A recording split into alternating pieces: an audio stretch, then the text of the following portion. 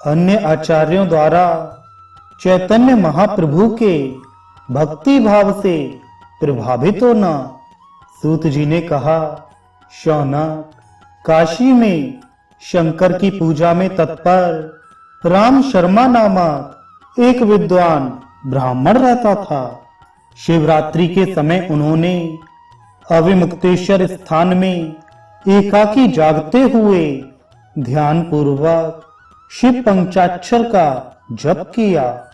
लोक कल्याणकारी भगवान शंकर ने प्रसन्न होकर उस द्विज श्रेष्ठ से वर मांगने को कहा। राम शर्मा ने भगवान शिव को प्रणाम कर कहा, प्रभु, आप जिसके ध्यान में समाधिस्थ रहते हैं वे देवता मेरे हृदय में निवास करें। यह कहने पर भगवान महेश्वर ने हंसते हुए कहा, मैं भगवान राम लक्ष्मण का तथा बलभद्र जी का सदा ही ध्यान पूजन करता रहता हूँ। उनको प्राप्त कर तुम भी सुखी हो। यह कहकर भगवान शिव अंतर्हित हो गए। अनंतर राम शर्मा भगवान राम के उपासक बन गए और जब कृष्ण चैतन्य 12 वर्ष के हो गए तब उनके पास आकर शिष्य होकर उनके पूजक हो गए। इन्होंने कृष्ण चैतन्य के आदेश पर अध्यात्म रामायण की रचना की।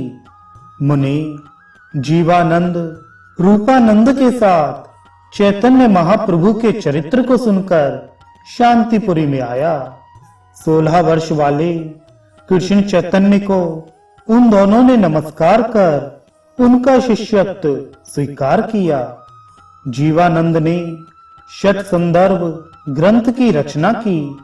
भक्ति मार्ग में अधिक निष्ठा होने से वे दोनों सर्व पूज्य हो गए। उनकी आज्ञा से कृष्ण चैतन्य की पूजा करते हुए उन्होंने वहां निवास किया। महामुनि रूपानंद ने गुरु चैतन्य महाप्रभु की आज्ञा मानकर 10,000 श्लोक वाले पुराणांगभूत कृष्ण खंड की रचना की। गुरु सेवा में तत्पर राधा कृष्ण का पूजक होकर उन्होंने भी वहीं निवास किया। कुछ समय बाद विष्णु स्वामी भी रमणीय शांतिपुरी में आए। 19 वर्ष की अवस्था वाले कृष्ण चैतन्य को नमस्कार कर उस ब्राह्मण ने कहा, इस ब्रह्मांड में सभी देवताओं के पूज्य कौन देवता हैं? यह सुनकर महाप्रभु ने कहा, भक्तों पर अनुग्रह करने वाले महादेव सभी के पूज्य हैं। विष्णु, रुद्र, ब्रह्मा आदि देवता भी सदा उनकी पूजा करते हैं। जो विष्णु भक्त शंकरार्चन में तत्पर रहते हैं वे शिव के प्रसाद से उत्तम वैष्णवी भक्ति प्राप्त करते हैं।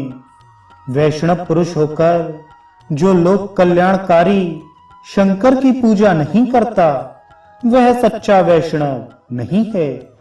यह सुनकर विष्णु स्वामी भी उनके गुणों से आकृष्ट हो उनके शिष्य हो गए और कृष्ण मंत्र की उपासना करते हुए वे शिव की आराधना में तत्पर हो गए एवं उनकी आज्ञा से उन्होंने वैष्णवी संहिता का वर्णन किया। सूत जी ने पुनः कहा, मुनि, कृष्ण परायण मध्वाचार्य भी महाप्रभु की विशेषताओं को जानकर रमणीय शांतिपुरी में आए और उन्हें नमस्कार कर शिष्य होकर उनकी आराधना में तत्पर हो गए।